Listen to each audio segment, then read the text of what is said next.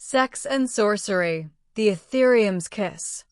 Friends, before we dive in, make sure to subscribe to my channel, hit the notification bell so you never miss a new audiobook, and give this video a thumbs up.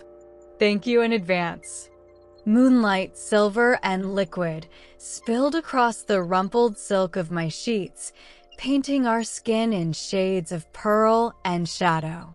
His breath was warm against my neck, a counterpoint to the cool night air that whispered through the open window of my scriptorium. The scent of him, spell dust, night-blooming jasmine, and the clean, male heat of his skin was an intoxicating blend I knew I would try and fail to capture in words tomorrow. My fingers traced the powerful line of his shoulder, feeling the shift of muscle, the faint, raised ridge of an old scar. A story I hadn't earned the right to know. This was the third time Lord Theron of the Aetherweavers Guild had found his way to my bed. And like the times before, it was a dance of exquisite tension. His kisses were spells that unbound my thoughts. His touch, a carefully controlled magic that sought not to claim, but to discover. He was a collector of rare things, and I, Serena Vane, a lowly scribe with a dangerous secret and a talent for writing the kind of stories that could ruin a man of his standing. He didn't know about the stories. He only knew the woman in the moonlight, the one who met his intensity with a curiosity that matched his own. "Your skin tastes of starlight and secrets," he murmured, his lips tracing a path along my collarbone. His hand splayed across the small of my back, pulling me closer. The air hummed with the residual energy of his magic, a static charge that made every nerve ending sing. "And yours tastes of power and pretense, my lord," I breathed, arching into him, my own hidden magic, a subtle, empathetic gift for feeling the truths people hid, flaring to life. I felt the brief, sharp spike of his desire, genuine and hot, but beneath it, the cool, constant calculation. I was a puzzle to him, a diversion. "Theron," he corrected, his voice a low thrum. "When we're like this, I am simply Theron." But he was never simply anything. He was the heir to the most powerful magical guild in Eldoria, and I was a woman playing with a fire that could consume us both. His mouth found mine again, and for a long, breathless moment, the pretense fell away. There was only the heat, the slide of silk, the pounding of my heart like a wild drum. It was a kiss that felt like the beginning of a spell and the end of a prayer. Later, as dawn tinted the sky the color of a blush, he dressed in silence. He left a single, perfect ether daisy on my pillow, its petals shimmering with captured moonlight. A gift that cost him nothing and meant everything. I lay there, the ghost of his touch on my skin, the scent of him clinging to my sheets, and wondered if this was how I would fall, not in a grand battle or for a noble cause, but quietly, completely, for a man who saw me as a beautiful, temporary mystery. By the time I reached the moon and ember that evening, the memory of Theron's touch had cooled to a persistent, aching warmth. The tavern was our sanctuary, its low, timbered ceiling and the great, crackling hearth a balm to my unsettled soul. The scent of mulled wine, roasting meat, and the faint, ozone tang of spent magic was the perfume of friendship. Mira was already there, a fortress of crimson robes and legal scrolls. She took one look at my face and raised a perfectly sculpted eyebrow. "You have that look. The I've been thoroughly distracted by a complicated man look. Do I need to draft a cease and desist order?" I slid into the seat opposite her, a wry smile touching my lips. Against Lord Theron? You'd have better luck prosecuting the moon for controlling the tides. Don't tempt me, she said, taking a sip of her wine. The lunar influence clause in the maritime magical accords is notoriously vague. Her green eyes, however, held a flicker of genuine concern behind the sarcasm. Just be careful, Serena. Men like him, they don't keep scribes. They keep trophies. Before I could retort, Calla arrived, a vision in flowing sapphire silks. The air around her shifted, carrying the scent of crushed violets and something sharper, more electric.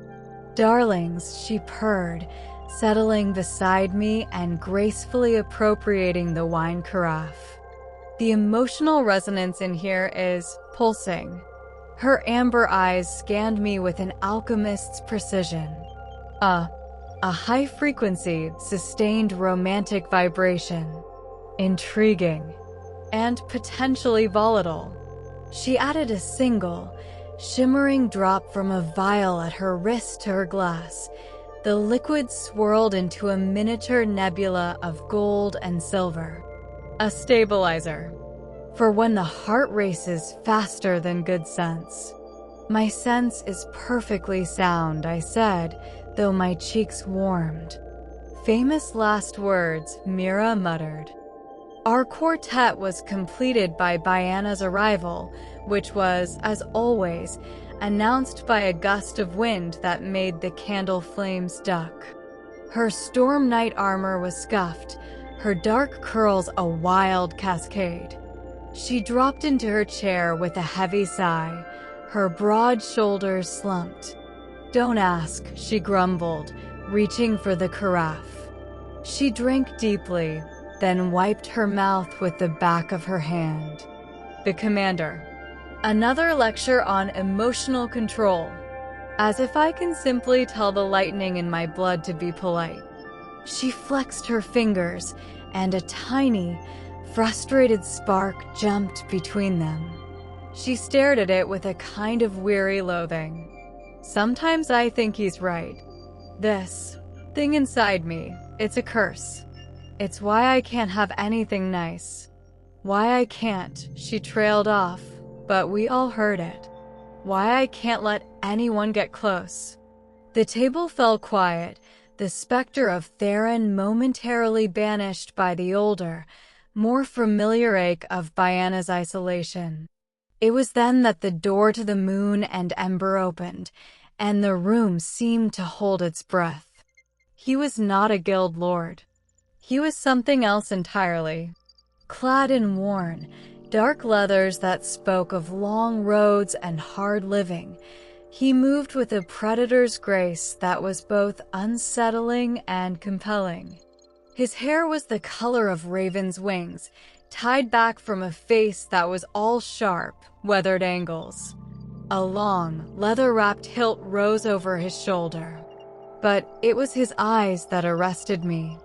They were the color of a storm-racked sea, a turbulent gray-green, and they held a depth of sorrow that felt ancient.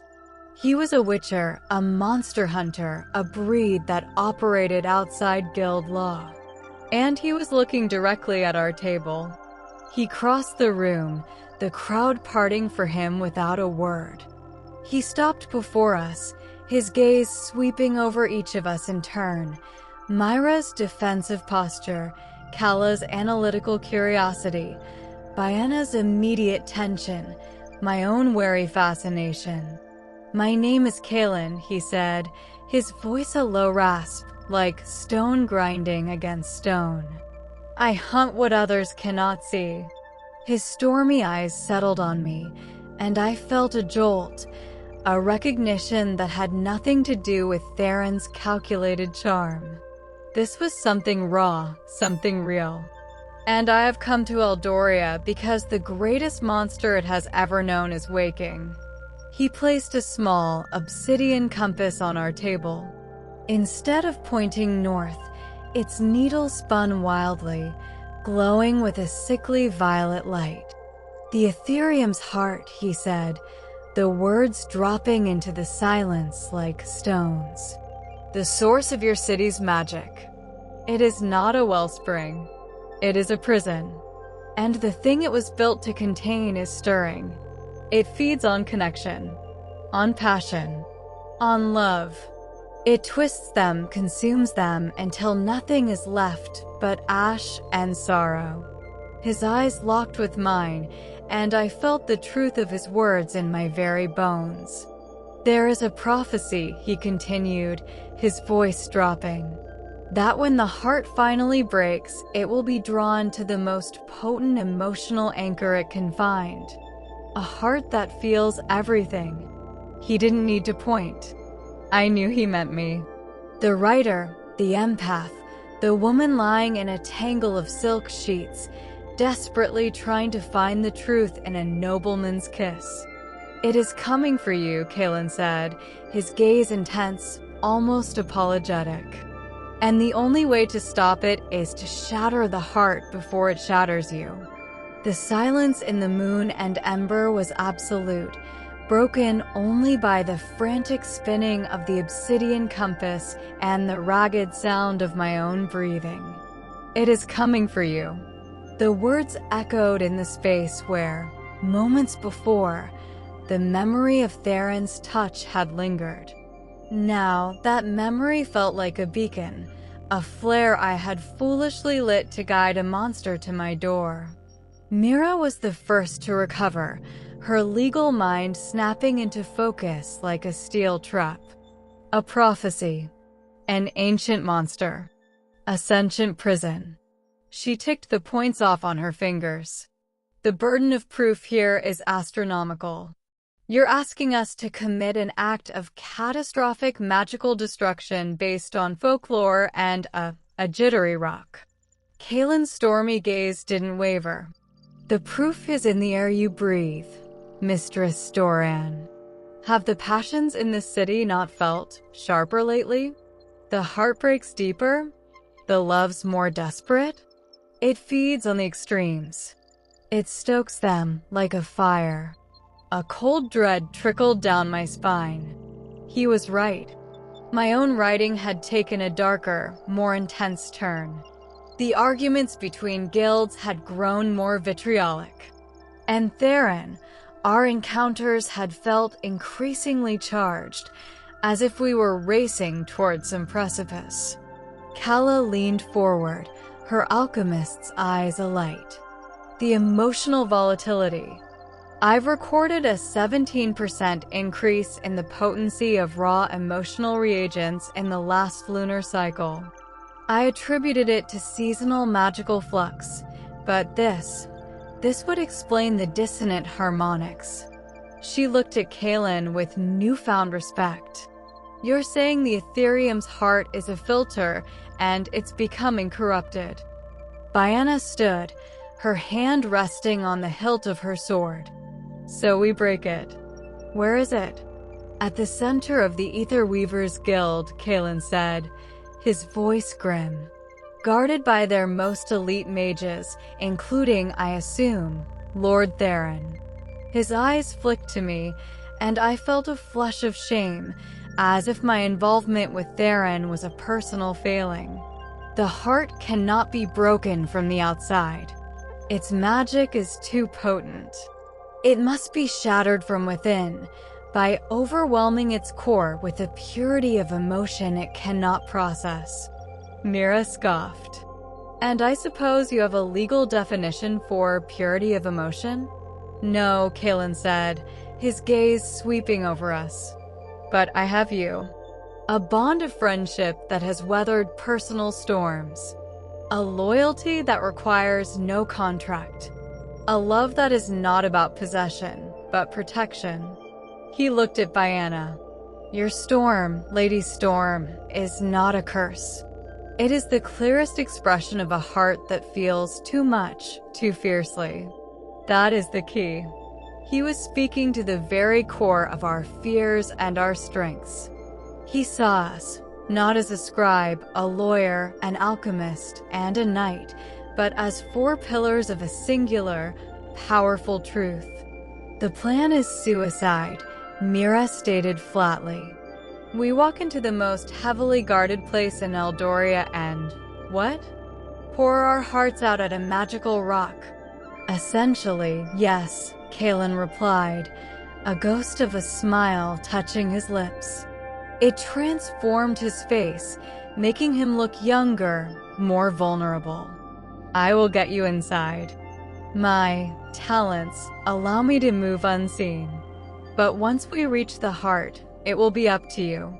Your combined emotional resonance must be so true, so powerful, that it creates a paradox the corrupted heart cannot contain. The risk was unimaginable. Failure meant death, or worse, becoming fuel for the monster. But the alternative, allowing this entity to wake and use me as its gateway to devour the city's soul, was unthinkable. I thought of Theron, of the calculating look in his eyes. Was he part of this? Did he know what the heart truly was? The thought was a physical pain, wherein I said, my voice quiet but firm. Bianna nodded, a grim determination settling on her features. Calla simply smiled, a vial of shimmering liquid already in her hand. An unparalleled opportunity for field research. Mira let out a long, weary sigh. I'll draft the metaphorical brief. The Aetherweavers Guild was a spire of impossible elegance, its white stone threaded with veins of liquid light that pulsed in a slow, hypnotic rhythm. Getting past the outer guards was, as Kalen promised, disturbingly easy. He moved through the shadows like a wisp of smoke, his form blurring at the edges, a subtle magic that felt old and wild, nothing like the structured sorcery of the guilds. We followed in his silent wake, a knot of nervous energy. The heart of the spire was a vast, circular chamber. And there it was, the Aetherium's heart. It was not a stone, but a swirling, miniature galaxy suspended in midair, a beautiful, terrifying orb of coalesced magic. But Kalen's compass was right. Threaded through the brilliant blues and silvers were ugly, pulsing veins of violet and black. The air in the room was thick, heavy, pressing down on my chest. It was the feeling of a held breath, of a scream building in the silence. And standing before it, his back to us, was Theron.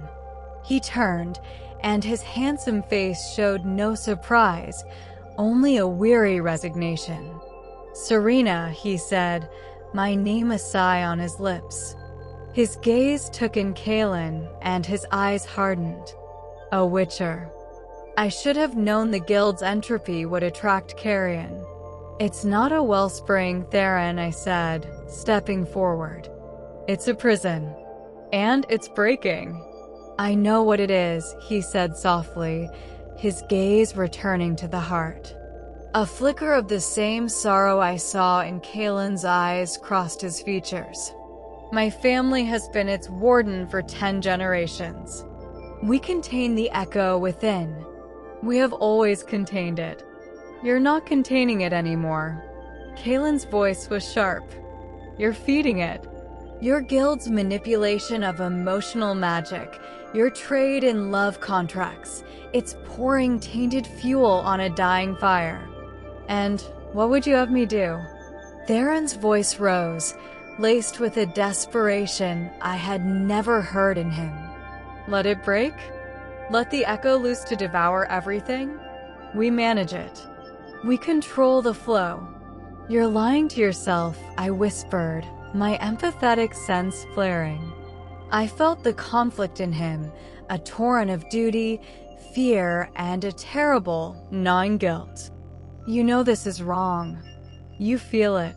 His eyes met mine, and the mask of the cool, collected lord finally shattered. I feel everything, Serena. The guild's manipulations, the echo's hunger, and you. Your passion, your truth. It's a light in this damned place. A light that is driving the echo mad with want. He took a step toward me, his hand outstretched, not in threat, but in a plea. Stay with me. Help me. Together, we could control it. We could wield this power. In that moment, I saw the path not taken. A life of gilded power at Theron's side, a partnership built on the control of the very forces that threaten to destroy us. It was a seductive, terrifying offer. But then I looked at Kalen, at the raw, unvarnished truth in his stormy eyes. He offered no power, only a fight. No control, only a chance. My choice was not between two men. It was between two futures. No, I said, the word final. Theron's face hardened. Then you leave me no choice. He raised his hands, and the corrupted heart flared. The violet tendrils snaked out, not toward me, but toward my friends, seeking to exploit their deepest fears. The chamber erupted into chaos. The air in the chamber shattered. Theron's raised hands were conduits, and the corrupted heart obeyed, unleashing a torrent of psychic energy that took physical form. Violet tendrils, sharp as accusations and cold as forgotten promises, shot across the room. But they did not strike to maim flesh. They struck to paralyze the soul. A tendril wrapped around Mira, and she gasped, her eyes widening. I saw the phantom of her lost love, Kale, materialize before her, not as a comforting memory, but as an accuser. You buried yourself in law because you were too afraid to live without me, the phantom whispered, its voice a perfect mimic of the man she'd mourned for a decade. The golden threads of her logical magic faltered, flickering like a dying star. Another tendril found Kala, and her beloved vials of emotional essence turned against her.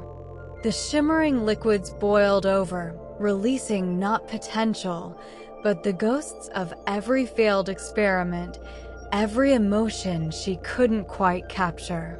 They swarmed her, whispering of her inadequacy, that she would never truly understand the heart she sought to distill. For Bianna, the storm was her cage. The violet energy didn't attack her, it amplified the tempest within her, pulling it to the surface in a raging, uncontrolled vortex.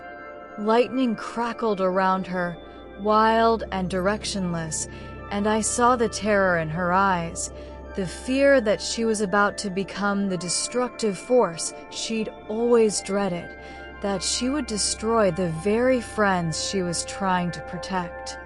Your connection. Kalen roared over the psychic storm, his own form solid and real amidst the chaos, a rock in the turbulent sea of magic. It feeds on isolation. Show it what it cannot comprehend. Theron watched, his face a mask of agonized triumph. He believed this would break us, that it would prove his way, control through suppression, was the only way. But he had underestimated us. Mira, trembling, locked eyes with the phantom of Kale. I did not bury myself, she said, her voice shaking but clear. I built a fortress. And now I choose to open the gates. She didn't attack the phantom. She let the pain of the memory flow through her, accepted it as part of her strength, and then she turned her focus outward to us. Her golden magic flared again, not as a weapon, but as a tether, weaving a net of unwavering loyalty around Bianna's chaotic storm, not to contain it, but to remind her it had a home. Kala, besieged by her failures, closed her eyes. She stopped trying to analyze, to deconstruct. Instead, she remembered the simple, undistilled joy of our friendship.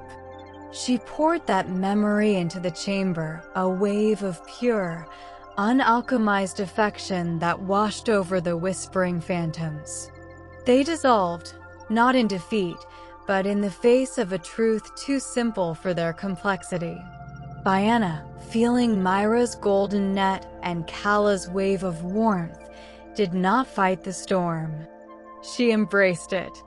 She stopped trying to control the lightning and instead let it flow through her into the net, into the warmth. The wild vortex calmed, coalescing around her into a brilliant, crackling armor of pure, focused power.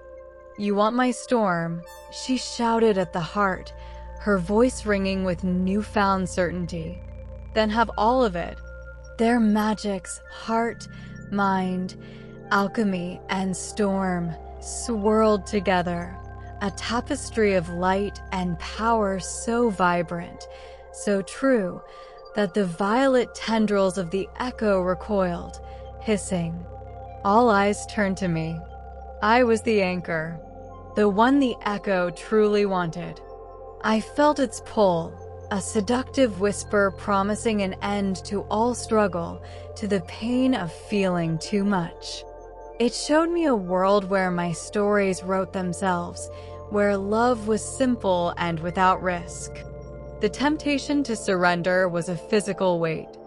Then I felt Kalen's hand on my shoulder. A simple, solid touch.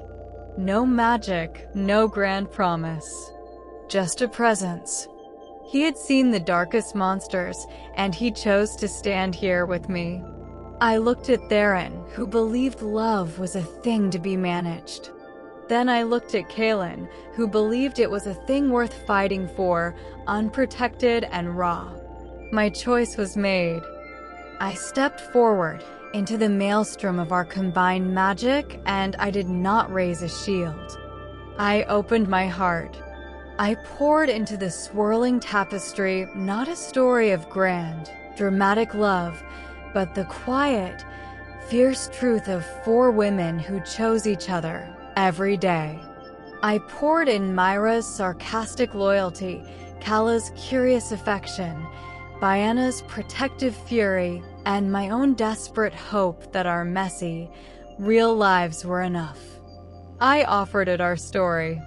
The combined force of our truth, unmanaged, uncontrolled, and utterly pure, slammed into the Aetherium's heart. There was no explosion. There was a great, silent unraveling.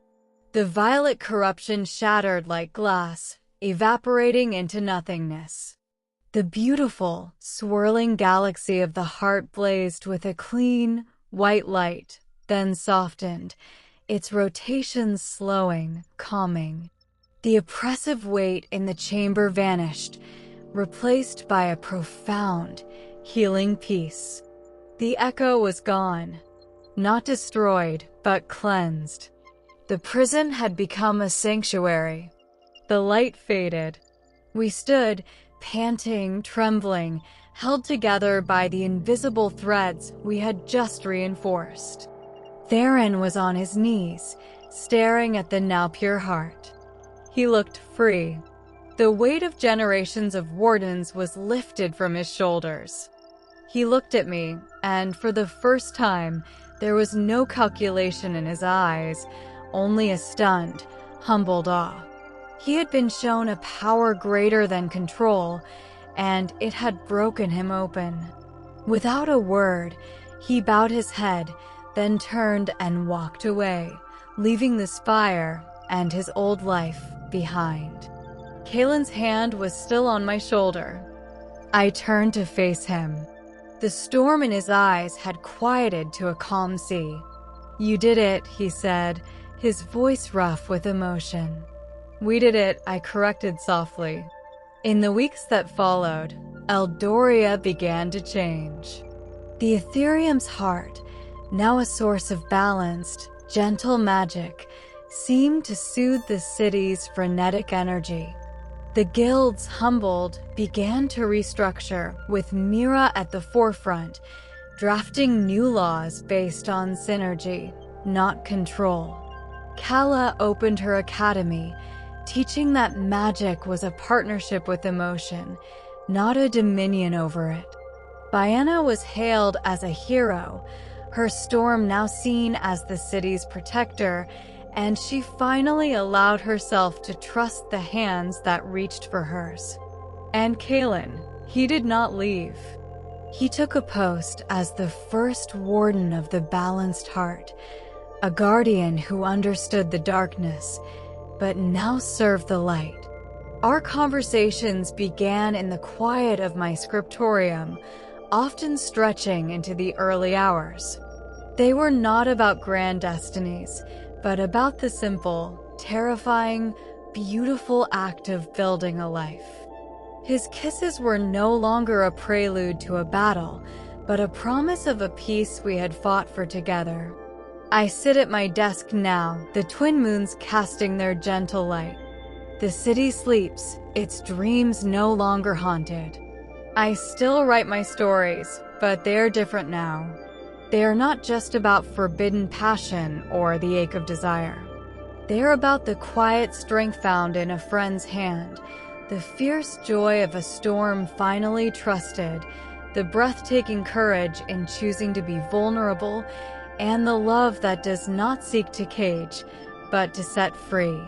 For I have learned that the most powerful magic is not in the grand sorceries that bind worlds, nor in the controlled, gilded passions of a guild lord. It is in the wild, unpredictable, and beautiful choice to love with an open heart, to stand with your chosen family against the darkness, and to believe, against all odds, that a raw and honest truth will always be enough to shatter the most gilded of lies. And so, the Aetherium's heart beats on, no longer a prison but a promise, a testament to the power of friendship, courage, and love in its truest, most unguarded form. We hope Serena's journey and the bond between these four extraordinary women reminded you that the greatest magic often lies not in control, but in trust. But every ending here at Velvet Valor Romantasy Audiobook is merely the start of another enchanting adventure. If this tale of inner demons, fierce loyalty, and love that defied destiny captured your heart, then you've found your home for full-length, cinematic romantasy. Want to lose yourself in another world? Subscribe to Velvet Valor Romantasy Audiobook and never miss a new story. Let us be your guide through realms where love is the ultimate magic. Like this video if you believe in the power of vulnerability, friendship, and love that sets you free. Comment below and tell us which of the four women's journeys resonated most with you. The heart, the mind, the alchemy, or the storm. We read every comment and love building this community with you. Your support is the magic that allows us to create these complete audiobooks. Thank you for listening, for sharing these heartfelt journeys, and for believing in stories where love, in all its forms, always finds a way. Until our next adventure begins. Yours in Stories and Sorcery, the Velvet Valor narrator.